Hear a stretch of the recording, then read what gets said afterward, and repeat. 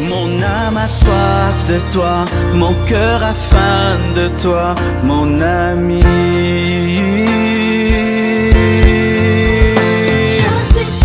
Je suis triste, je meurs de je toi, meurs. mon ami. Tu dis un mot et cela s'accomplit.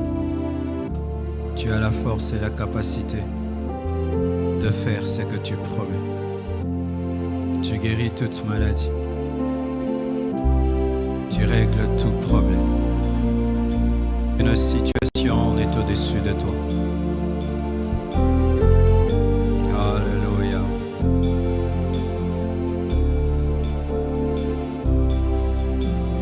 Oh, oh,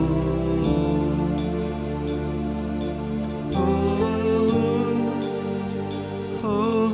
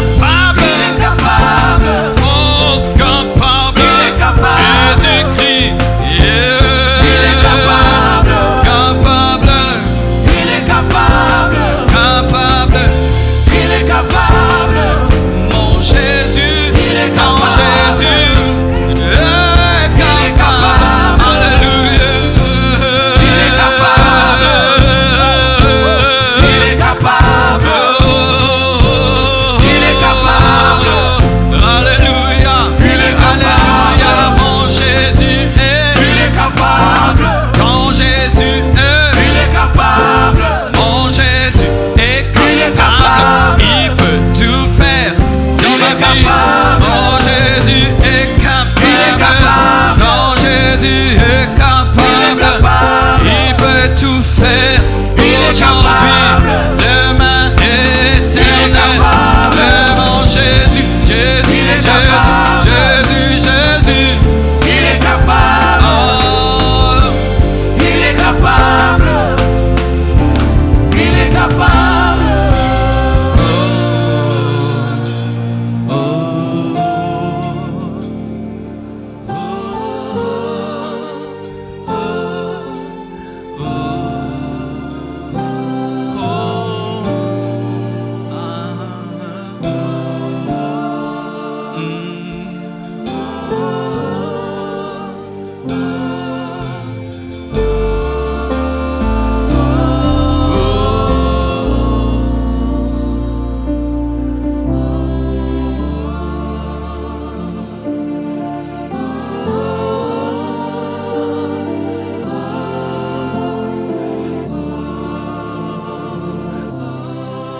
Dieu, occupe-toi de ton peuple à la maison.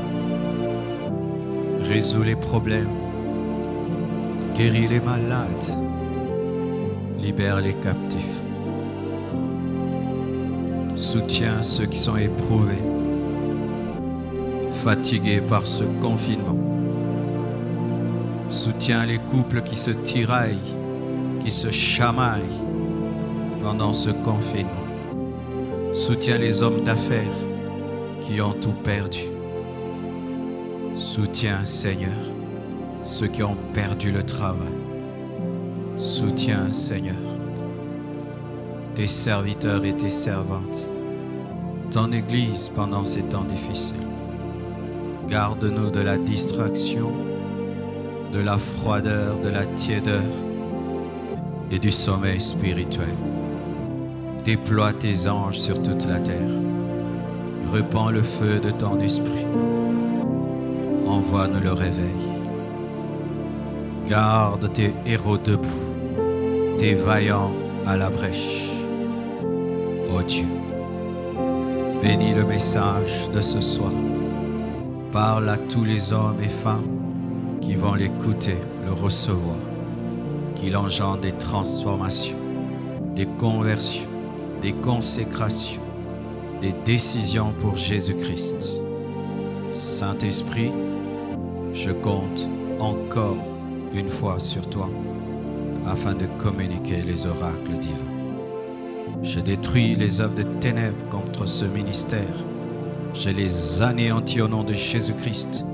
Je désactive les agents des ténèbres et je brise toute distraction. Au nom de Jésus-Christ. Amen. Nous acclamons le Seigneur, le roi des rois. Oh, gloire à Dieu, quelle adoration. Amen. Confinement ou pas, Jésus-Christ est digne d'être adoré. Il est digne d'être loué et célébré. Aujourd'hui, dans la continuité du fardeau que le Seigneur nous a donné de parler de l'eschatologie pendant ce temps de confinement, le thème de mon message sera et est « 10 vérités sur le retour de Jésus-Christ ». 10 vérités sur le retour de Jésus-Christ ou 10 vérités sur l'enlèvement de l'Église, car au sujet du retour de Jésus-Christ, il y a le premier retour qui est l'enlèvement et le deuxième retour qui est l'avènement pour le règne. Jésus reviendra comme époux dans le secret pour prendre l'Église et il viendra de la deuxième manière sur toute la terre, on le verra et là il viendra comme le roi. Donc dans ces 10 vérités sur le retour de Jésus-Christ, je suis dans ce qu'on appelle la parousie, l'enlèvement et je parlerai un jour de ce qu'on appelle l'épiphanie, c'est lorsqu'il revient comme roi. Je tiens tout d'abord à saluer tous les fidèles de l'Église Compassion que j'ai vus il y a très très longtemps dans vos maisons. Que Dieu vous bénisse et j'espère que vous suivez ces lives. Et je salue tous les frères et sœurs qui nous suivent sur Facebook, sur YouTube, Instagram et Twitter. Nous avons fait des statistiques et nous sommes rendus compte que beaucoup nous suivent en France, aux États-Unis, en Haïti, Côte d'Ivoire, Kinshasa, Lubumbashi, Brazzaville, Belgique, Canada. Vraiment, nous sommes encouragés par vos prières, encouragés par vos lettres, par vos mails, encouragés. Vous ne pouvez savoir, lorsque nous savons que ce que nous faisons bénit quelqu'un, transforme quelqu'un, nous sommes vraiment encouragés. Et n'oubliez pas de prier beaucoup pour nous. Merci également pour toutes vos contributions qui arrivent. Et Dieu fait grâce en dépit du confinement. Nous sommes en train de construire. Je crois que lorsque nous sortirons de ce confinement, la construction aura beaucoup avancé. Merci à tous ceux qui ont contribué pour la banque alimentaire. Beaucoup de gens ont été bénis au travers de cela. Soyez bénis. 10 vérités sur le retour de Jésus-Christ. Mon passage de base, c'est 1 Thessaloniciens 4, versets 15 à 17. La Bible dit « Voici en effet ce que nous vous déclarons, d'après la parole du Seigneur, nous les vivants. Restez pour l'avènement du Seigneur, nous ne dévancerons pas ceux qui sont morts. Car le Seigneur lui-même a un signal donné, à la voix d'un archange et au son de la trompette de Dieu, descendra du ciel, et les morts en Christ ressusciteront premièrement. Ensuite, nous les vivants, qui seront restés, nous serons tous ensemble enlevés avec eux sur des nuées à la rencontre du Seigneur dans les airs, et ainsi nous serons toujours avec le Seigneur. Nous acclamons la parole. Alléluia. Avant d'entrer dans le vif du sujet, j'aimerais introduire quelque chose, car sans cela, tu ne pourras pas comprendre cette parole, tu ne pourras pas croire. La première chose que j'aimerais te dire avant de te dire ces 10 vérités, c'est que rien n'est impossible à Dieu. Amen. Tout est possible à Dieu. Dieu peut tout. Car si tu ne crois pas que Dieu peut tout, tu ne peux pas croire en tout ce que je dirai. Tu ne croiras pas. L'une des choses qui permet de comprendre la parole, c'est croire que Dieu est tout-puissant. Malheureusement, il y a des gens qui croient que Dieu existe, qui croient en Jésus-Christ, mais qui ne croient pas en la toute-puissance de Dieu. Et dans le domaine de l'enlèvement, il est impossible de recevoir le message de l'enlèvement sans croire en la toute-puissance de Dieu, car il faut que tu croies que Dieu a la capacité de prendre des hommes et les amener au ciel. Si tu ne crois pas, tu vas dire que ce sont des chimères, ce sont des racontards, ce sont des fables. La deuxième chose, tu dois savoir que ce qui dépasse les hommes ne dépasse pas Dieu. Avec ton intelligence humaine, imaginez des millions d'hommes et des milliards qui ressuscitent et d'autres qui sont enlevés sans jamais connaître la mort. Cela vraiment peut te dépasser en tant qu'homme. Mais sache que la proportion entre notre intelligence et l'intelligence de Dieu, c'est le ciel et la terre. Autant la terre, autant les cieux sont élevés au-dessus de la terre, autant l'intelligence de Dieu est élevée au-dessus de notre intelligence. Tu dois croire en la puissance de Dieu, tu dois croire en l'intelligence de Dieu et tu dois avoir l'humilité de dire « je ne connais pas tout ». Nous sommes des petites fourmis, nous sommes des mottes de terre. Alors notre intelligence ne peut capter la totalité du plan divin. Il faut seulement que le Saint-Esprit t'aide, qui t'ouvre les yeux pour que tu croies qu'un jour, il y aura des milliards d'hommes qui vont disparaître de cette terre et aller dans les airs à la rencontre de Jésus-Christ. Une troisième chose, tu dois savoir que Dieu est à la hauteur de ses plans, c'est-à-dire qu'il peut accomplir et a la force et la capacité de faire ce qu'il projette. Dans beaucoup de nations, il y a des choses qu'on appelle les éléphants blancs. Les éléphants blancs, ce sont des projets qui ne sont pas terminés, où on a dit on fera et puis on n'a pas fait. C'est-à-dire qu'il y avait la volonté, mais il n'y a pas eu la capacité. Dieu n'a pas d'éléphant blanc. Dieu n'a pas des projets qu'il n'atteint pas. Dieu ne peut pas promettre quelque chose sans le faire. Dieu ne peut pas dire qu'il fera et puis un jour il vous dit « Excusez-moi, je n'ai pas eu la capacité de faire ce que j'ai promis. » Dieu est tout-puissant. Son intelligence est supérieure à la nôtre et il a toute la force et la capacité de réaliser ce qu'il a promis. Et un petit détail encore, vous devez savoir que l'enlèvement n'est pas la mort. Car certaines doctrines enseignent que lorsque tu meurs, c'est ça ton enlèvement. Non, la mort, c'est la mort. L'enlèvement, c'est l'enlèvement. Car dans l'enlèvement, il y a une partie d'hommes et de femmes qui ne connaîtront pas la mort. Et une autre chose, l'enlèvement n'est pas encore arrivé. Car il y a des doctrines qui disent qu'il y a déjà certaines personnes qui sont enlevées et nous nous retrouvons dans la tribulation. Non, nous ne sommes pas dans la tribulation. Même s'il y a des épreuves sur la terre, même s'il y a des calamités sur la terre, nous ne sommes pas encore dans le règne de l'Antichrist. Et d'autres disent que l'enlèvement n'est pas possible parce que il y a la loi de la pesanteur qui fera toujours que tout corps qui monte finira par descendre. Mes frères, si déjà l'homme peut envoyer des satellites dans les airs, si l'homme peut faire voler un avion qui pèse des tonnes et des tonnes, alors Dieu ne saura-t-il pas enlever des hommes qui ne pèsent que 70 kilos, 80 kilos? Si Dieu déjà est capable de tenir dans les airs des étoiles, des planètes et des constellations, le soleil avec tout son poids, vous pensez que Dieu sera incapable de prendre des hommes qui pèsent 50 kilos, 60 kilos et les enlever? Mes frères et sœurs, chaque fois que vous voyez les étoiles dans les airs, sachez que Dieu a la capacité de vaincre la loi de la pesanteur. Alléluia. Alors la première vérité sur l'enlèvement de l'Église. Premièrement, l'enlèvement se fera par un signal angélique. Un signal angélique. La Bible nous dit ceci dans 1 Thessaloniciens 4, verset 15. « Voici en effet ce que nous vous déclarons d'après la parole du Seigneur.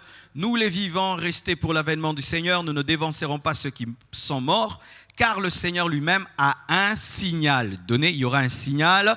Quel sera ce signal? La voix d'un archange, pas la voix d'un prophète. Et au son de la trompette de Dieu descendra du ciel. Donc, ce sera la musique qui sera le signal de l'enlèvement. Car lorsque tu combines la voix avec le son de la trompette, c'est un chant. Alléluia. Lorsque tu prends un instrument et tu ajoutes une voix, c'est une musique. L'adoration. C'est l'adoration qui va sonner le jour de l'enlèvement. Alléluia. Un archange va parler, ou il va chanter, je ne sais pas, et puis une trompette va sonner. Mais vous devez savoir que le signal sera surnaturel et angélique. Ça veut dire ceci, qu'aucun prophète ne pourra annoncer l'enlèvement. Tous ceux qui se sont risqués à annoncer l'enlèvement se sont cassés les dents. Il y a des sectes qui ont annoncé que Jésus reviendra en 2000, en 1980, cela n'est jamais arrivé. Tu peux être le plus grand de tous les prophètes. Dieu ne te révélera jamais le jour de l'enlèvement. Personne ne connaît le jour, personne ne connaît l'heure. Et celui qui va sonner le signal, ce sera un archange. Un archange, c'est qui? C'est un ange qui est supérieur aux anges. Ce sera un ange puissant, un ange qui a l'autorité et qui a la capacité par sa voix. Alléluia. Sa voix est capable de retentir sur toute la terre, de retentir même dans le séjour de mort, car même les morts entendront le son de la trompette et la voix de cet ange. Il y a des anges, mes frères. C'est pourquoi ne parlons pas tout le temps des démons. À notre disposition, nous avons des anges qui ont la capacité de parler. Les morts les entendent. Alléluia. Et tous les chrétiens vivants sur la terre les entendent, endormis ou éveillés, car lorsqu'il y aura l'enlèvement, la moitié de la terre sera endormie à cause du décalage horaire, mais malgré le sommeil, les gens entendront. Alléluia. Oh, gloire à Dieu. Je suis béni par ce que je vous dis, mes frères. Le son, le signal angélique, la voix d'un archange, le son de la trompette. Mais j'aimerais vous parler de la caractéristique de ce signal, car chaque signal a une caractéristique. La caractéristique de ce signal, c'est que ce sera un signal miraculeux que les morts peuvent entendre, que les vivants endormis ou éveillés peuvent entendre, et ce sera un signal sélectif. Sélectif. Pourquoi je dis sélectif? Parce que ce n'est pas tout le monde qui l'entendra. Ce sera un signal caché pour certains et révélé pour les autres. Et la Bible déjà nous prouve et nous présente des exemples de signaux sélectifs. Premièrement, lorsque vous lisez Matthieu 2, verset 2, l'étoile de Bethléem, l'étoile de Jésus-Christ n'était pas vue par tout le monde, mais était vue par les mages. C'était un signal pour les mages que les autres ne voyaient pas. Les gens voyaient des étoiles et tout le reste, mais les mages avaient la révélation que ça, c'est l'étoile de Jésus-Christ, un signal sélectif. Alléluia. Lorsque même Jésus-Christ a été baptisé, il y a eu une voix, mais les gens ont entendu un tonnerre, mais Jésus a entendu une voix. Pour certains, la voix, pour les autres, le tonnerre. Même dans l'appel de Paul, Paul a entendu la voix de Jésus-Christ, mais ceux qui étaient autour de lui ont vu une lumière. Alléluia. C'était son signal, le signal de Paul. Et le signal, ce sera le signal de l'Église. Dieu veillera que les païens ne l'entendent pas. Pourquoi? Pour qu'ils ne trichent pas. Parce qu'il faut être enlevé par la foi. Car si un païen entend le son de la trompette et la voix de l'archange, il va être sauvé par lui et par la vue, alors qu'il faut être sauvé par la foi, car la Bible dit « Heureux ceux qui croient sans avoir vu ». Ce sont ceux qui se sont comportés comme des fous qui entendront. Les fous entendront, mais les gens qui attendaient entendre n'entendront pas. Alléluia. Un signal sélectif. Et Dieu a toute la capacité de coder le signal.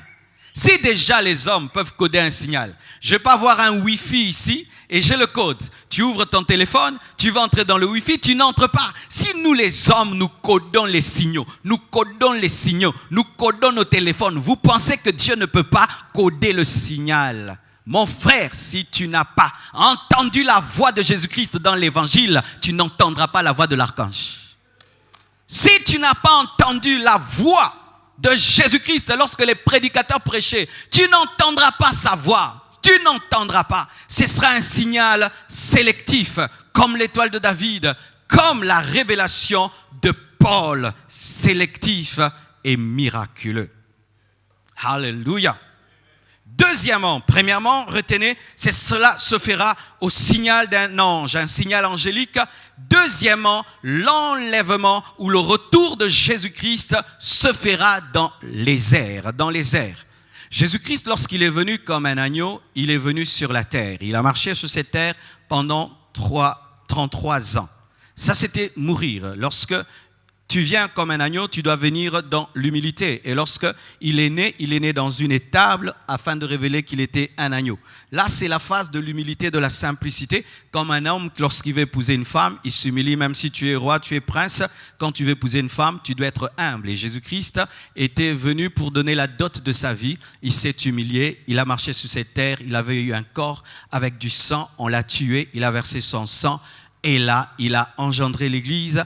Il a doté l'Église. Mais pour la seconde fois, lorsque Jésus-Christ reviendra pour prendre l'Église, il ne mettra pas ses pieds sur cette terre. Il remettra ses pieds sur cette terre lorsqu'il reviendra comme un roi, lorsqu'il va mettre ses pieds sur le mont des Oliviers qui va se diviser en deux. Mais pour l'enlèvement, Jésus ne mettra pas ses pieds sur cette terre. De la même manière que Rebecca a quitté sa patrie pour aller auprès d'Isaac, l'Église doit quitter la terre pour aller dans les airs. L'enlèvement se passera dans les airs. Alléluia. Vous voyez le film de Superman où il reste dans les airs. Ah, ça, c'est la fiction. Nous vivrons la réalité. Alléluia. Dans les airs. Et il y a un verset clair qui le dit. Un verset clair qui le dit que cela va se passer dans les airs. Toujours dans Thessaloniciens 4. La Bible dit ceci, verset 17. 1 Thessaloniciens 4, verset 17. Ensuite, nous les vivants qui serons restés, nous serons tous ensemble enlevés avec eux sur les nuées à la rencontre du Seigneur dans les airs. Lui va rester dans les airs comme un aimant, et de la même manière qu'un aimant attire le fer, il va nous attirer vers lui. Et tout ce qui est bois va rester, tout ce qui est plastique va rester. Les chrétiens charnels vont rester, les païens vont rester, et seuls ceux qui ont la nature de l'aimant vont monter. Alléluia! Dans les airs. Ça va se passer dans les airs, pas sur la terre. Pourquoi ça va se passer dans les airs et pas sur la terre? C'est parce que déjà, nous sommes dans le ciel. Car nous sommes assis avec Jésus-Christ dans les lieux célestes. Donc, nous devons aller là où nous sommes déjà. Si tu n'es pas déjà au ciel, tu n'iras pas au ciel. Il faut d'abord que tu sois au ciel pour aller au ciel. Car notre vocation est céleste. Et Jésus-Christ est assis à la droite de Dieu le Père. Et c'est ça notre place. Et nous sommes bénis de toutes sortes de bénédictions spirituelles dans les lieux célestes. Ainsi, mes frères, nous devons rejoindre notre patrie car nous sommes du ciel. L'église est céleste, mes frères, et nous sommes en pèlerinage sur la terre. Nous sommes en pèlerinage sur la terre. Et notre esprit est en train de crier, je veux rentrer à la maison, je veux rentrer à la maison, je veux rentrer à la maison, car nous sortons de l'éternité et nous sommes en voyage dans le temps et nous devons rentrer dans l'éternité. Tu es un esprit et tu proviens de l'éternité. Tu ne proviens pas de la matrice de ta mère, mais tu proviens de l'éternité et tu dois sortir de ce temps par l'enlèvement. Alléluia. C'est pourquoi cela aura lieu dans les airs, parce que notre héritage est au ciel et c'est dans les lieux célestes que nous sommes déjà par la foi et nous avons été bénis de toutes sortes de bénédictions dans les lieux célestes et notre vocation est céleste. Troisièmement, Jésus-Christ lui-même viendra chercher l'église. C'est vrai que c'est l'archange qui va parler. C'est vrai qu'il y aura une trompette, mais c'est l'époux qui va venir lui-même. Nous aurons l'occasion de voir celui que nous avons prêché dans le confinement sans le voir. Alléluia. J'aurai l'occasion de le voir. Nous aurons l'occasion de voir ce Jésus. Parce que vous voyez, il y a tellement de films sur Jésus, de sorte qu'on ne sait pas à quoi il ressemble. Tu te dis, il a des cheveux courts, il a des cheveux blancs, il a des cheveux ceci, est-ce qu'il a des yeux bleus, il a des yeux verts, il est costaud, il est court. Bien aimé, toute cette confusion prendra fin et tu vas cesser d'avoir la vision de Jésus-Christ d'Hollywood et tu auras le vrai Jésus-Christ devant toi. Lui-même, Jésus-Christ lui-même, celui qui est mort et ressuscité lui-même. Lorsqu'il était en train de parler aux disciples, parlant du Saint-Esprit et qu'il a commencé à monter et que les disciples regardaient les airs, les anges sont venus leur dire, pourquoi vous regardez dans les airs? De la même manière qu'il est monté, de la même manière qu'il viendra, nous verrons Jésus, le ressuscité du troisième jour, lui-même. Alléluia. Pas un autre. Je ne veux pas qu'un ange vienne. Je veux que Jésus-Christ lui-même vienne parce que l'ange ne m'a pas sauvé. Je ne veux pas Michael, je ne veux pas Gabriel. Lui-même va se donner la peine de venir. Alléluia. La Bible nous dit, à la rencontre du Seigneur dans les airs. Et Éphésiens 1, verset 3 nous dit, béni soit Dieu le Père de notre Seigneur Jésus-Christ qui nous a bénis de toutes sortes de bénédictions spirituelles dans les lieux célestes. Et bien aimés frères et sœurs, la Bible nous dit que dans 1 Thessaloniciens 4, verset 16, car le Seigneur lui-même, pas quelqu'un d'autre, le Seigneur lui-même, l'Église appartient à Jésus. Cher homme de Dieu, nous sommes des pasteurs, nous dirigeons des églises, mais l'Église n'est pas à nous. L'Église n'est pas à nous. Alléluia. Le propriétaire de l'église viendra enlever son église. Et il n'y aura pas un pasteur qui viendra recevoir l'église avec Jésus, c'est lui-même. C'est pourquoi, cher homme de Dieu, pendant que nous avons la grâce de paître les brebis du Seigneur, nous devons toujours savoir que ce ne sont pas nos brebis. Ce ne sont pas les brebis. Nous sommes des petits pasteurs. Lui est le grand pasteur. C'est lui l'époux. C'est lui l'époux. Et jamais nous devrons prendre la place de Jésus-Christ dans les cœurs des fidèles. Jamais nous devons prendre la place de Jésus-Christ dans leur cœur. Parce que c'est la femme de quelqu'un. L'église, c'est la femme d'un roi. C'est la femme d'un seigneur. Et alors, cher homme de Dieu, si l'église tombe amoureuse de toi, homme de Dieu, tu es en danger. Car si la femme d'un roi t'aime, eh ben tu vas finir en prison. C'est pourquoi nous devons toujours rappeler à l'église, nous sommes des serviteurs, nous ne sommes rien, nous ne sommes que des enseignants, nous ne sommes que des oins de Dieu, nous devons présenter l'époux toujours présenter l'époux, car c'est lui qui viendra. C'est lui qui viendra. Alléluia. Une autre chose, je crois, c'est 4. Quatrièmement, le retour de Jésus-Christ se fera d'une manière inattendue et soudaine. Inattendue et soudaine. Marc 13, versets 35 à 37, la Bible dit « Veillez donc, car vous ne savez pas quand viendra le maître de la maison, ou le soir, ou au milieu de la nuit, ou au chant du coq, ou le matin. Craignez qu'il ne vous trouve endormi à son arrivée soudaine. C'est que je vous dis, je le dis à tous, veillez. » Qui dit ça? Jésus-Christ lui-même. Mes frères, se compare à un voleur alors que le vol est une mauvaise chose. Le voleur est un homme mauvais. Mais pour ce qui s'agit de son retour pour l'enlèvement, Jésus se compare à un voleur. Quand le voleur doit venir, il ne te prévient pas. Il ne te dit pas samedi, prépare-toi, je viendrai voler. Il ne te dit pas prépare-toi midi. Il ne te dit pas prépare-toi le soir. Il ne te dit pas prépare-toi le matin. Ainsi, les personnes qui sont conscientes qu'il y a un voleur, qu'est-ce que ces personnes font? Elles veillent sur leur maison tout le temps. Il y a des gardiens le matin, à midi, le soir. Et des fois même, tu peux leur dire, mais pourquoi tu payes tous ces gardiens alors que même tu fais 1 année, 2 ans sans connaître de vol? Non, c'est un homme prudent parce que ça arrive soudainement. L'arrivée de Jésus-Christ sera soudaine, mes frères. Il ne va pas nous prévenir. Nous ne saurons pas. Tu iras dormir et tu te réveilles au ciel. Alléluia. Tu iras aussi dormir, tu te retrouves dans la tribulation. Est-ce que vous comprenez ça? Il y a des gens, ils dormiront. Ils se réveilleront dans la tribulation.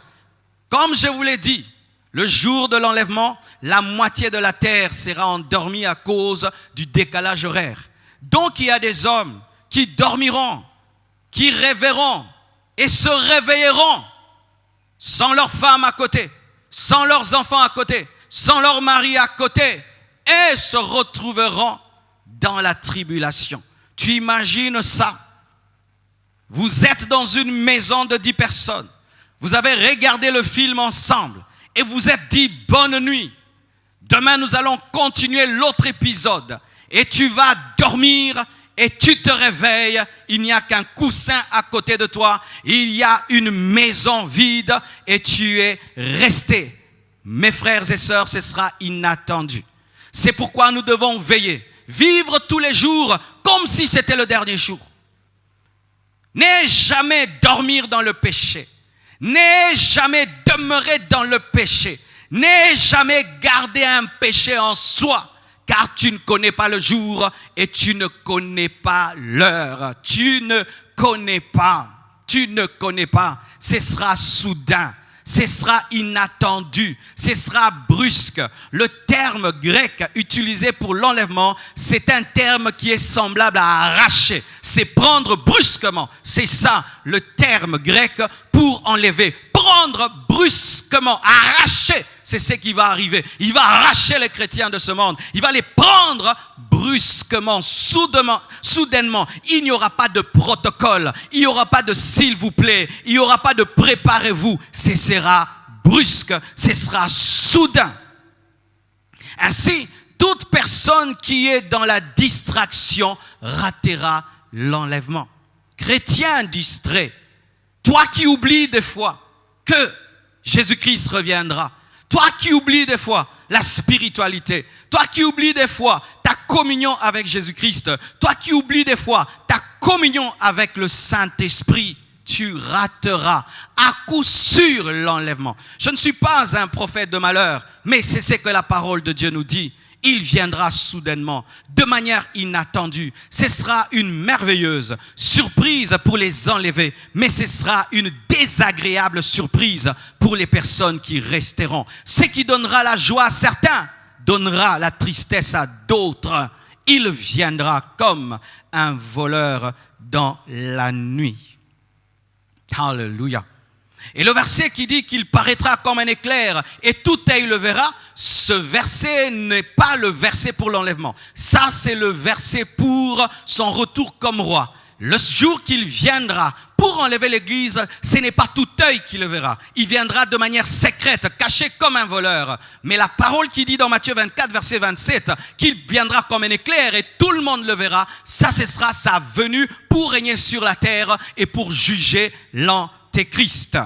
Il viendra à l'heure où on s'attend le moins. Luc 12, verset 40, si la sentinelle connaissait quand est-ce que le voleur viendrait, elle ne laisserait pas percer la maison. Ce sera un temps où les gens ne s'y attendent pas. Et la Bible fait une comparaison avec les hommes du temps de Noé.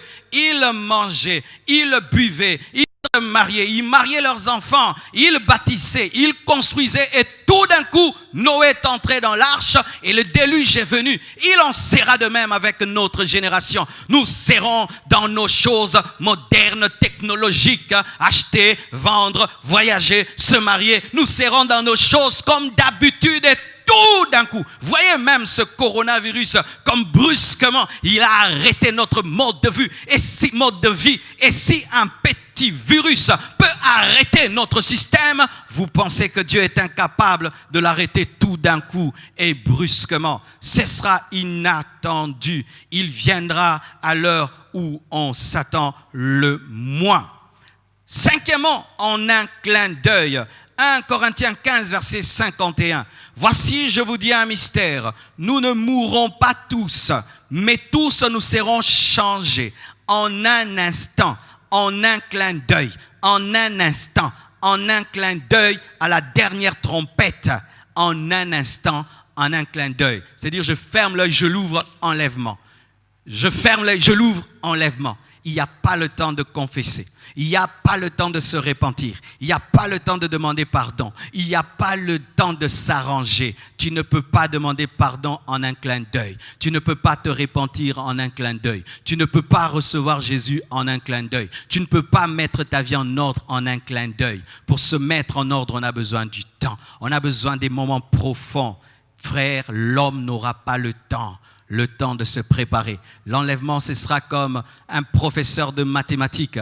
Vous venez en classe et vous pensez qu'il va causer, parler, donner cours. Il vous dit, prenez un bic et prenez un papier. Il y a le plus grand examen. Celui qui échoue à cet examen sera recalé. Mais toi, tu ne te préparais pas. Mais celui qui a eu l'habitude d'étudier tout le temps, sans tenir compte d'un examen et d'une interrogation, celui-là réussira parce qu'il était prêt. Mes frères et sœurs, il faut être prêt en tout moment. Si tu sais que c'est un clin d'œil qui va juger ta vie, oh mon frère, il faudrait que toutes les minutes et toutes les secondes, tu sois prêt en un clin d'œil. Personne ne pourra tricher, personne ne pourra se mettre en ordre. Ça se passera dans certaines églises la journée, parce que la partie de la terre sera dans la nuit, mais l'autre partie sera dans le jour. Et certains seront à l'église. C'est-à-dire le pasteur n'a pas fini la phrase, l'enlèvement a eu lieu. La chanson n'est pas finie, l'enlèvement a lieu. Vous voulez vous dire amen, l'enlèvement a lieu. Vous êtes dans un avion, tout d'un coup le pilote disparaît. Vous êtes dans une voiture, tout d'un coup le chauffeur disparaît. Vous n'avez même pas le temps de prendre le volant. Mes frères, ce sera terrible. Ce sera terrible pour ceux qui resteront. Ce sera terrible, mes frères. Vous pouvez imaginer comme vous voulez, mais tu ne peux pas atteindre le niveau des calamités qui vont tomber sur la terre rien que par la disparition des enfants de Dieu. En un clin d'œil.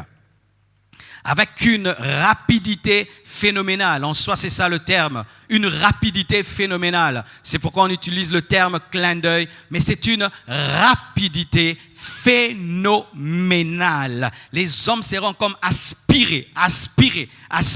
Tu es avec quelqu'un, il disparaît du coup. Et j'aime un film, Left Behind. Left Behind, ça a été tourné par un grand cinéaste américain. Ils ont vraiment réussi cela. Et dans ce film, on montre une fille qui ne croyait pas en Dieu et qui insultait sa mère et qui est sortie avec son jeune garçon. Et ils étaient là en train de se promener. Et tout d'un coup, elle a perdu de vue son jeune frère. Et quand elle l'a retrouvé, elle a serré son petit frère dans ses bras. tout d'un coup, il a disparu. Elle a gardé les vêtements de son frère avec elle. Oui, moi je crois que le jour de l'enlèvement, même les vêtements resteront, car si la chair et les sangs n'entreront pas, je ne pense pas que le coton entrera. Il y aura déjà des robes nouvelles dans la garde-robe de Dieu. C'est qui fait, mes frères, que le jour de l'enlèvement, on retrouvera où les gens étaient enlevés par leurs vêtements. Là où le vêtement est resté, c'est là où la personne partira. Oh, tu t'imagines, tu te réveilles, tu vois la robe de chambre de ta femme à côté de toi, elle est partie. Tu te réveilles, le pyjama de ton mari est resté. Tu te réveilles, tu vas dans la chambre de tes enfants, leurs pyjamas sont restés. C'est terrible. Tu vas chercher qu'est-ce qui est arrivé. Ce sera terrible, mes frères, terrible, en un clin d'œil. Sixièmement, le retour de Jésus-Christ sera physique et non spirituel. Parce qu'il y a une doctrine qui spiritualise tout.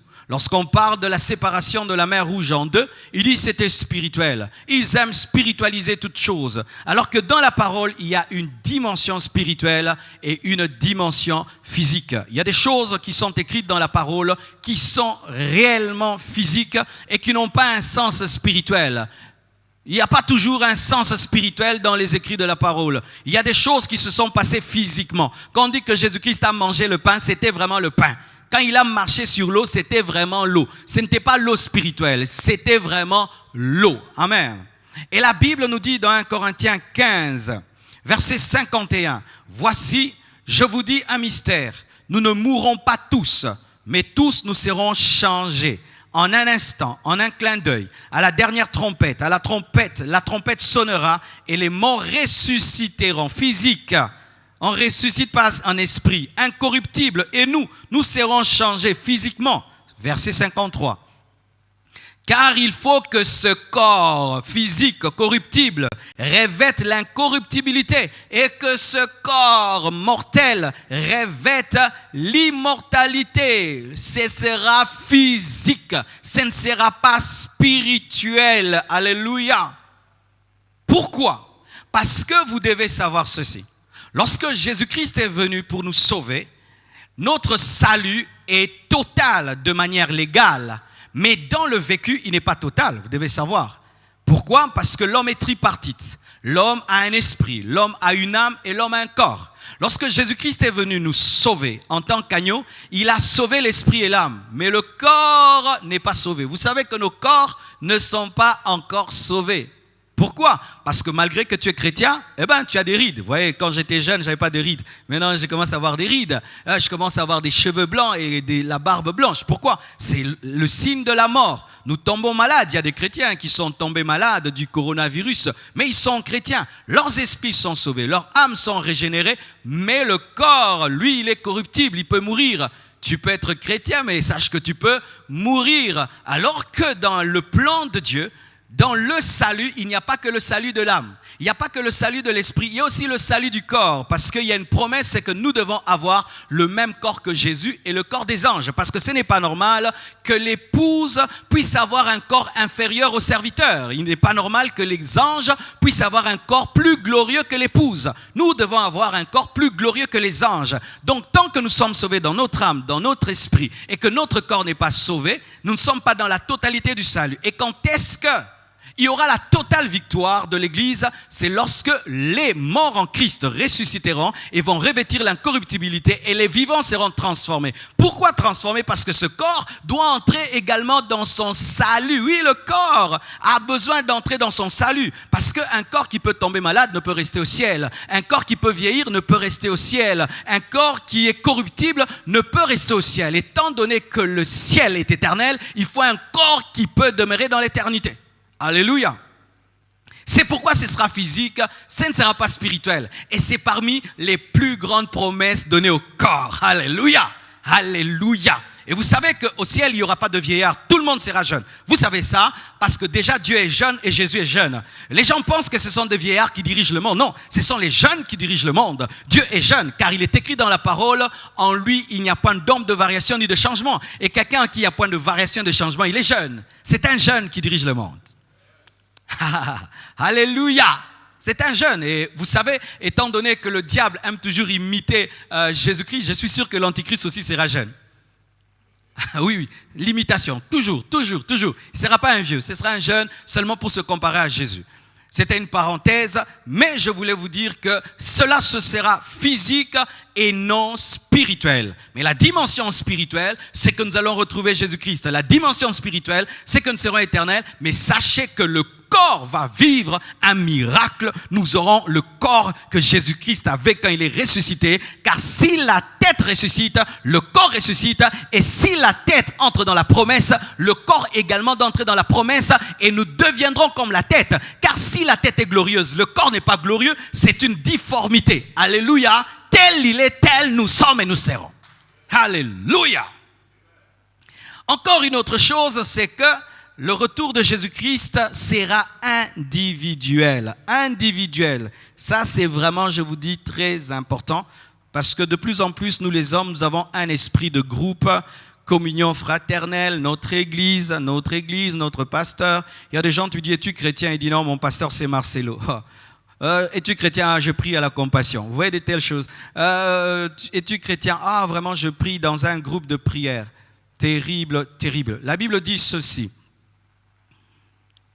Dans Luc 17, versets 34 à 36, la Bible dit, je vous le dis, en cette nuit-là, de deux personnes qui seront dans un même lit, l'une sera prise et l'autre laissée, individuelle. De deux femmes qui moudront ensemble, groupe, l'une sera prise et l'autre laissée. Les groupes seront dissolus. De deux hommes qui seront dans un champ, l'un sera pris et l'autre laissé. Mes frères et sœurs, comme le disons toujours que le salut est personnel et individuel, cela est vrai. Et la preuve déjà de ce salut individuel, c'est notre vie dans le corps. Personne ne respire avec les poumons de l'autre. Personne ne fonctionne avec le cœur de l'autre. Personne ne fonctionne avec les reins de l'autre. Nous sommes des frères, mariés et tout, mais le cœur de ma femme, c'est son cœur. Mon cœur, c'est mon cœur, même si c'est ma femme. Mes poumons sont mes poumons. Ses poumons sont ses poumons, même si c'est ma femme. Mes enfants, leurs yeux sont leurs yeux. Et mes yeux sont mes yeux, même si ce sont mes enfants. Alors le problème souvent, c'est que lorsque tu fréquentes une personne qui vit dans la sainteté, tu penses que sa sainteté est tienne. Archi faux. Un mort peut fréquenter les vivants, il ne sera pas vivant. Un cadavre parmi les vivants demeure un cadavre. Un païen parmi les chrétiens demeure un païen. Même si le païen a épousé un chrétien. Même si le païen est le fils d'un chrétien, car un chrétien peut engendrer un païen. Même si tu travailles avec un chrétien et vous priez avant même de travailler, travaillant à la meule, travaillant au champ. Donc lorsqu'ils ont travaillé au champ et à la meule, le chrétien a prié. Et peut-être le païen aussi est entré dans sa prière pour l'entreprise. Et peut-être que les deux personnes qui ont dormi dans un même lit ont prié avant de dormir. Mais l'un a été pris, l'autre a été laissé. Les amis seront séparés. Les familles seront séparées. Les collaborateurs seront séparés. Les partenaires seront séparés. Ce jour-là, mes frères, deux personnes marcheront ensemble et seront séparées. Des parents tiendront les enfants dans les mains et seront séparés. Deux amoureux se serreront dans les bras et seront séparés. Deux personnes seront en train de dealer, faire une affaire et seront séparées. Et imaginez, j'aime toujours imaginer ces gens qui font cette compétition où il y a 100 personnes en bas, et puis 50, et puis 30, et puis 20, et puis 10, et puis 5, et puis une personne en haut. Ça fait comme une pyramide, c'est très très beau, les Chinois font ça très bien. Imaginez que parmi ces groupes-là, certains sont partis. Il y aura des catastrophes comme pas possible. Je vous assure, ce sera grave, individuel. C'est pourquoi dans ta vie, n'abandonne jamais Jésus-Christ pour quelqu'un d'autre. N'abandonne jamais Jésus-Christ pour un groupe. N'abandonne jamais Jésus-Christ pour faire plaisir aux gens. N'abandonne pas Jésus-Christ parce qu'un homme de Dieu a commis un scandale. N'abandonne jamais Jésus-Christ parce que quelqu'un est rentré dans le monde. N'abandonne jamais Jésus-Christ pour quelqu'un. N'abandonne jamais Jésus-Christ pour un groupe où on te dit la condition pour être avec nous, tu dois pécher. Je vois beaucoup de gens lorsqu'ils travaillent quelque part et qu'il y a des soirées. Autour du travail, les gens boivent, les gens fument, les gens font n'importe quoi. Et lui, pour gagner son travail, se met à fumer, se met à boire, se met à pécher. Pourquoi? Pour gagner un groupe d'hommes, des hommes qui resteront. Mes frères et sœurs, j'aimerais encourager les personnes seules. J'aimerais encourager les personnes seules qui sont rejetées de tous à cause de leur sanctification, rejetées de tous à cause de leur discipline, à cause de leur intimité avec Dieu. Mon frère, ma sœur, s'il faut que tu sois seul pour aller au ciel, demeure seul. Demeure seul que d'être dans un groupe qui va te faire rater l'enlèvement. C'est pourquoi ne vous fondez jamais sur la spiritualité de quelqu'un. Ne dites pas que vous êtes en communion avec Dieu parce que vous fréquentez quelqu'un qui le craint. Tu peux être assis à côté d'un homme qui est parfumé, mais ce n'est pas ton parfum. Mais tu peux en bénéficier. Ça va changer l'atmosphère autour de toi. Mais lorsqu'il partira, tu te rendras compte que ça n'a jamais été ton parfum. Alléluia. Mes frères et sœurs, Jésus-Christ ne tiendra pas compte de l'intimité. Jésus-Christ ne tiendra pas compte des amitiés. Il ne tiendra pas compte des projets. Car la Bible nous dit, seront dans un champ. Il y a des projets qui s'arrêteront à cause de l'enlèvement. Tu es engagé par un patron. Demain, tu dois commencer le travail et il est enlevé. Jésus n'a que faire de cela.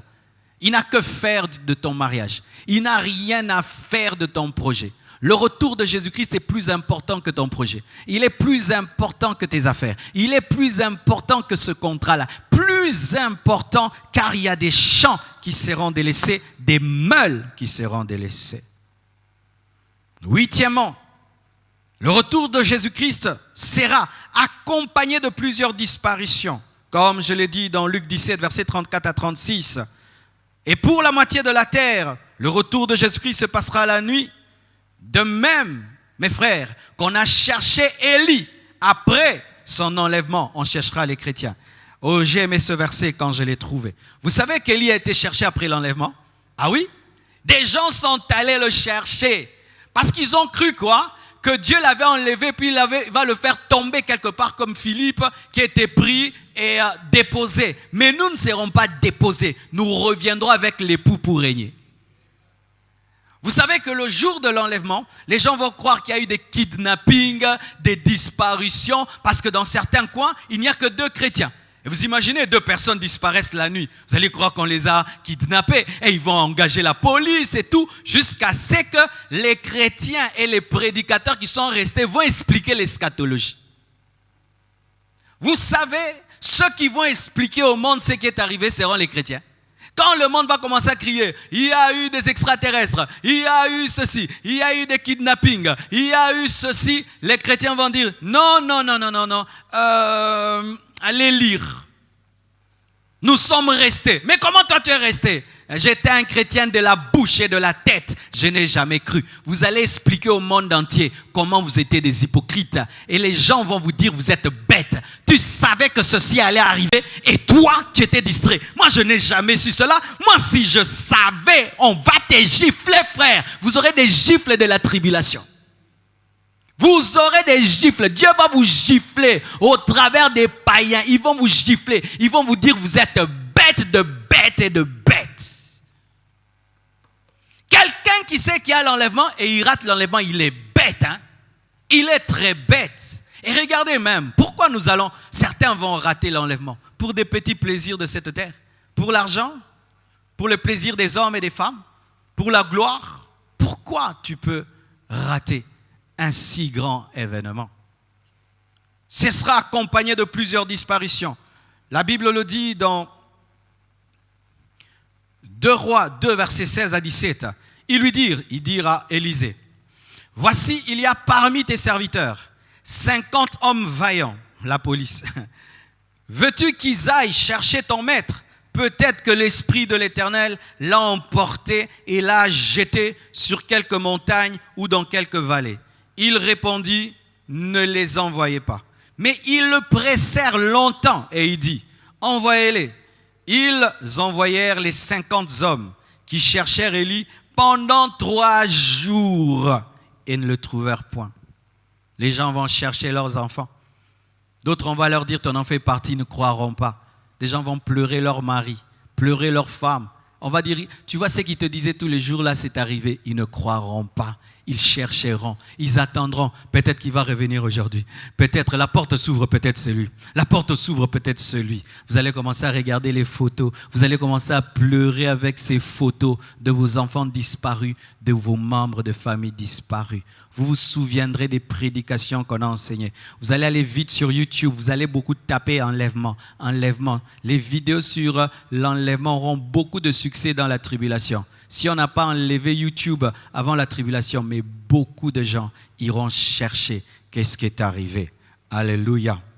Alors, 9e, le retour de Jésus-Christ se fera en 2 temps ou en 2 parties pour 2 catégories de personnes, en 2 temps. La Bible dit dans 1 Corinthiens 15, verset 51, « Voici, je vous dis un mystère, nous ne mourrons pas tous, mais tous nous serons changés. En un instant, en un clin d'œil, à la dernière trompette, la trompette sonnera et les morts ressusciteront incorruptibles et nous ne serons changés. Le jour de l'enlèvement, il y aura 2 catégories d'hommes.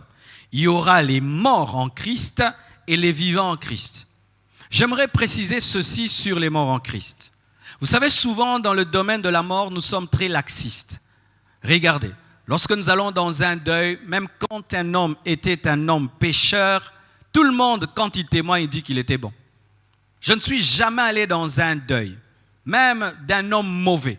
Et les gens prennent le micro et disent « c'était un voleur, c'était un meurtrier ». On dit « il était bon, il était gentil, il aidait les gens, il faisait ceci ».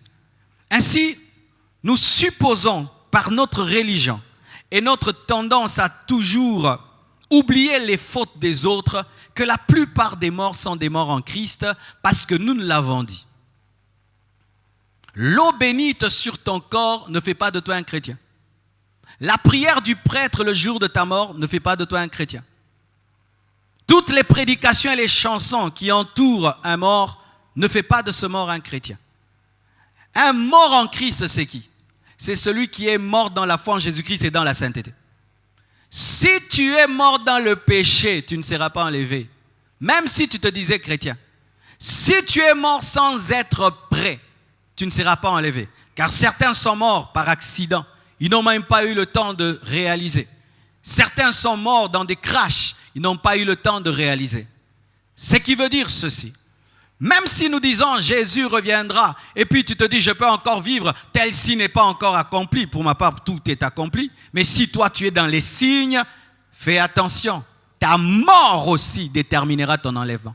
Je répète, ta mort déterminera ton enlèvement, car les morts d'abord ressusciteront et les morts dans la sainteté, les morts dans la foi, les morts dans la persévérance. Quelqu'un qui a vécu toute sa vie et abandonne avant la conversion, plutôt avant la mort, cet homme-là n'entrera pas. Les morts en Christ et puis les vivants seront transformés. Ce qui veut dire ceci, qu'il y a des hommes qui ne mourront jamais. Il y a des hommes qui ne connaîtront jamais la mort. Et nous avons déjà des exemples dans la parole. Des hommes qui n'ont jamais connu la mort. Comme Enoch, comme Élie, qui n'ont jamais connu la mort. Et si Élie n'a jamais connu la mort, si Enoch n'a jamais connu la mort, il y a des chrétiens, une partie de l'Église ne connaîtra jamais la mort. Il y a des hommes qui ne mourront jamais. Jamais. Alléluia. Et j'aimerais être parmi ces hommes-là. Des hommes qui n'ont jamais connu la mort. Alléluia. J'aimerais terminer. 10e. L'enlèvement se fera par la puissance du Saint-Esprit. Car mes frères et sœurs, la Bible dit, dans Ephésiens 1, versets 16 à 23, « Je ne cesse de rendre pour vous, faisant mention de vous dans mes prières, afin que le Dieu de notre Seigneur Jésus-Christ, le Père de gloire, vous donne un esprit de sagesse et de révélation dans sa connaissance et qu'il illumine les yeux de votre cœur pour que vous sachiez quelle est l'espérance qui s'attache à son appel, quelle est la richesse de la gloire de son héritage qui réserve aux saints Et quelle est envers nous qui croyons l'infinie grandeur de sa puissance se manifestant avec efficacité par la vertu de sa force. Il l'a déployé en Christ en le ressuscitant des morts, en le faisant asseoir à sa droite dans les lieux célestes, au-dessus de toute domination, de toute autorité, de toute puissance, de toute dignité et de tout nom qui se peut nommer, non seulement dans le siècle présent, mais encore dans le siècle à venir. Il a tout mis sous ses pieds et l'a donné pour chef suprême à l'Église, qui est son corps, la plénitude de celui qui remplit tout en tout. Paul veut expliquer ceci, que c'est par la puissance du Saint-Esprit que Jésus-Christ est ressuscité. C'est par la puissance du Saint-Esprit que Jésus-Christ est assis à la droite de Dieu le Père. C'est par la puissance du Saint-Esprit que Jésus-Christ est au-dessus de toute domination, de toute autorité. Et il dit alors, si la tête a été ressuscitée par la puissance du Saint-Esprit, le corps également sera ressuscité par la même puissance. Le Saint-Esprit qui est en toi est la garantie de ton enlèvement. Le Saint-Esprit qui te fait parler en langue, un jour tu vas vivre une nouvelle option du Saint-Esprit. Tu n'as pas reçu une puissance, tu as reçu une personne divine. Si le Saint-Esprit a ressuscité Jésus, il te ressuscitera aussi. Si le Saint-Esprit a fait monter Jésus, il te fera monter. Tu as en toi la machine, tu as en toi la turbine, tu as en toi l'hélice pour monter. Tu n'auras pas besoin d'elle, la puissance du Saint-Esprit. Tu n'auras pas besoin d'hélice, la puissance du Saint-Esprit. Ton réacteur spirituel, c'est le Saint-Esprit. Ton réacteur spirituel. C'est pourquoi ne vous séparez jamais du Saint-Esprit. C'est pourquoi n'attristez jamais le Saint-Esprit. C'est pourquoi ne perdez jamais votre communion avec le Saint-Esprit. Le Saint-Esprit que tu as reçu, c'est la garantie de ton enlèvement. C'est la garantie de ton héritage. On appelle ça les arrêts de l'esprit. Les choses que Dieu donne afin de garantir ce qu'il donnera. Et s'il peut te donner le Saint-Esprit, il te donnera le ciel. S'il peut te donner Dieu, il te donnera les choses de Dieu. Si tu peux avoir le Saint-Esprit, tu dois avoir le ciel, car le Saint-Esprit est plus important que le ciel. Et si déjà sur la terre, tu as le Saint-Esprit, tu as déjà le ciel. Ce n'est qu'une question de temps. Le Saint-Esprit qui est en toi, qui fait des miracles et des prodiges, fera un miracle dans ta vie. Si tu es mort, il te ressuscitera. Et si tu es vivant, il te transportera. Le Saint-Esprit. Alléluia. Mes frères, j'aimerais dire ceci. Une fois, j'ai suivi un homme qui était en train d'enseigner ces choses sur YouTube, sur MCTV. J'ai vu des gens qui disaient, mais cet homme est fou. Il est en train de nous raconter sa folie. Et peut-être certains, en suivant cette prédication, vont dire, voilà un fou. Les gens qui endorment les autres, l'opium du peuple. Pas de problème, mon frère. Pas de problème, ma sœur. Tu finiras par le croire le jour que tu le verras. Mais ce ne sera pas ton avantage. Lorsque Noé était en train de parler du déluge, on s'est moqué de lui. Mais ceux qui ont vu le déluge devaient mourir. Car ceux qui sont dans l'arche ne voient pas la pluie et ne sont pas touchés par la pluie. Fais très attention lorsque tu vois le feu de Sodome et Gomorrhe. Cela est le signe de ta mort. Fais très attention, mon frère. Ça te coûte quoi de croire? Ça te coûte quoi de croire que Dieu a la capacité de ressusciter les hommes et de les enlever? Ça te coûte quoi? Si toute ta vie tu as marché dans l'incrédulité, fais très attention. Car si la promesse du baptême de l'Esprit s'est accomplie, sache que la promesse de l'enlèvement s'accomplira. Dieu n'accomplit pas une partie de ses promesses, il accomplit toute sa promesse. Et l'enlèvement est l'une des grandes promesses faites par Jésus-Christ. Je m'en vais vous préparer de place. Lorsque j'aurai fini, je reviendrai. Bientôt, l'architecte divin va terminer nos maisons. Il va venir prendre son épouse. C'est pourquoi j'aimerais parler tout d'abord aux inconvertis, aux personnes qui n'ont jamais reçu Jésus-Christ dans leur vie. Jamais une seule fois. Tu as fait une rencontre avec Christ et tu as pris la décision de naître de nouveau, de croire en Jésus-Christ et te détourner de ta vie passée. Prends une décision alors que tu as encore le souffle de vie, alors que tu es encore vivant. Et j'aimerais parler aux chrétiens qui sont rentrés dans le monde. Et en cette période de confinement, beaucoup sont rentrés dans le monde, rentrés dans le péché. reviens. Le Père t'attend depuis que tu es parti. Il est en train de scruter l'horizon, attendant ton retour, et il te pardonnera. Tant qu'il y a la vie, il y a l'espérance. Jésus peut te pardonner encore. Et j'aimerais parler à ceux qui commencent à douter au sujet de l'enlèvement. Tellement qu'on en a parlé. C'est devenu comme une vieille chanson. Faites très attention. Jésus-Christ reviendra pour ceux qui l'attendent. Car un époux n'entre pas dans la couche d'une femme frigide. L'Église doit crier « Viens » avec le Saint-Esprit pour que Jésus-Christ revienne.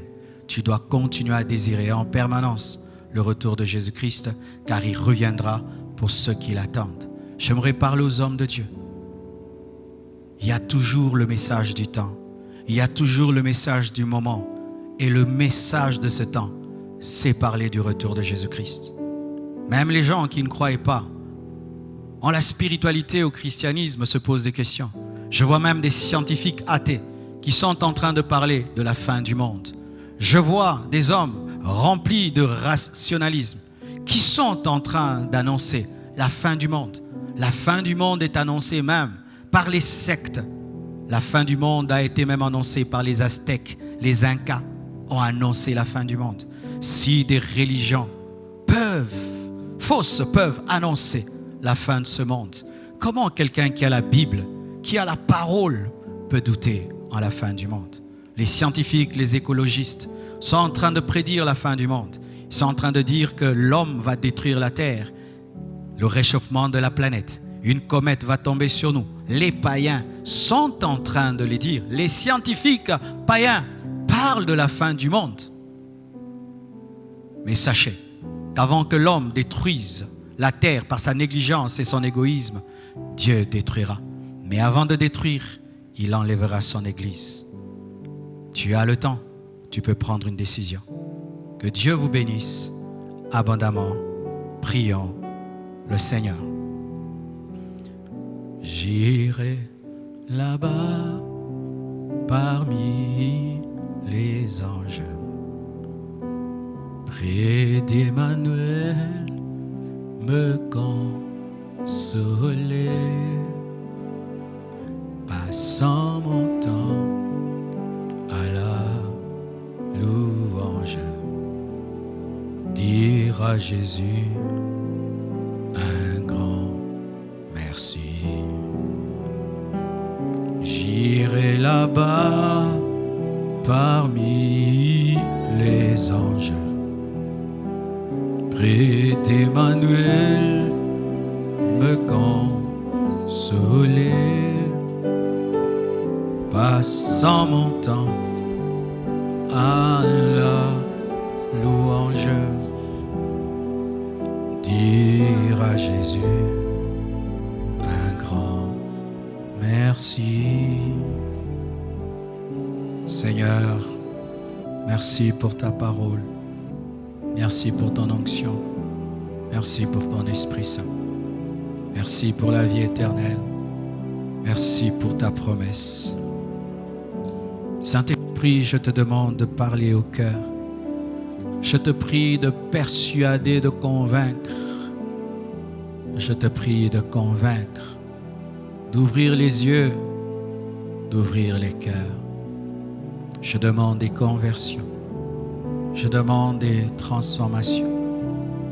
Je demande des repentances.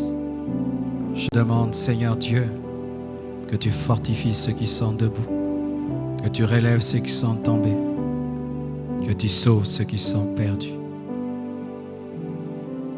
Toi qui suis ce message et tu veux donner ta vie à Jésus, n'hésite pas de le faire.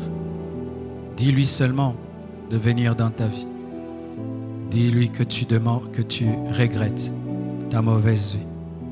Demande-lui de te laver par son sang, de te transformer par le Saint-Esprit. Toi qui as abandonné, ne demeure pas dans la culpabilité. Tu es encore vivant et c'est possible d'être pardonné. Merci Seigneur.